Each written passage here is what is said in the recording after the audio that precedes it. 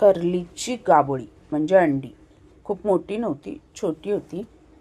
एक तर ती फ्राय करतात किंवा रस्सा बनवतात. छोटी होती आणि ती खायला मग ती पुरणार नाही. मग दोघं तिघं जण आरामात खाता येतील म्हणून मग नवीन आयडिया केली. त्याची बुर्जी बनवली. त्याच्यासाठी जर ती अशीच कापायला गेलो तर अंडी बाहेर येऊन सगळीकडे पसरून ती फुकट जाणार. ती स्वच्छ धुवून घेतली नाजूक हाताने आणि अगदी 2 चमचे पाण्यामध्ये आपल्याला तिला बॉईल करायचं आहे. बॉईलसुद्धा 2 मिनटासाठीच करायचं आहे, कारण ती पटकन बॉईल होते, ओव्हरकुक नाही करायचे. छान एका बाजूने बॉईल झाली की पलटी मारायची आणि दुसऱ्या बाजूने बॉईल करायचं आहे. म्हणजे ते 2 चमचे पाणी पण त्याच्यामध्ये खेचलं जातं आणि ती कोरडी होते. आणि बाकी आपण जशी बुर्जी बनवतो अंड्याची किंवा फिशची, खिमा बनवतो त्या टाईप तुम्ही काही त्याच्यामध्ये ॲड करा. मी साधे सिंपल मसाले ॲड केले आहेत.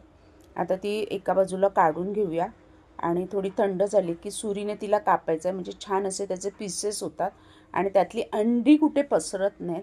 आणि त्याचं मग आपल्याला पाहिजे त्याची आपण भजी बनवू शकतो, वड्या बनवू शकतो किंवा आता आपण बुर्जीच बघतोय. 2 चमचे तेलामध्ये आलं, लसूण, एक चमचा, एक अर्धी बारीक तिखटवाली क्रश करून हिरवी मिरची. छान तिखटचा एक चटका येतो. तुम्ही अख्खी पण घाला, तिखट अजून जास्त हवं असेल तर.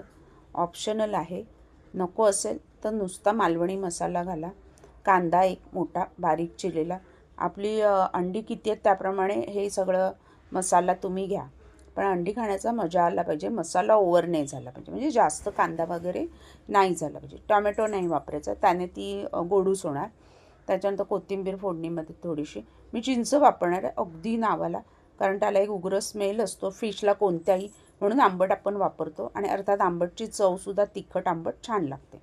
हळद पाव चमचा, मालवणी मसाला 1 चमचा फोडणीत घातला आणि चिंच घातली.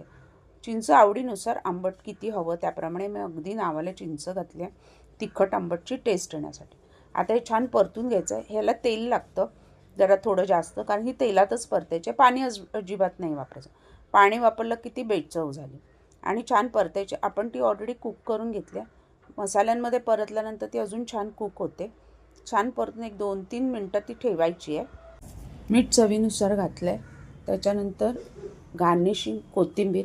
थोडी ती खाली चिकटते, त्यामुळे नॉनस्टिक भांडं घेतलं तर बरं होईल. मी ते विसरली घ्यायला. आपली तयार आहे गाबोळीची बुर्जी.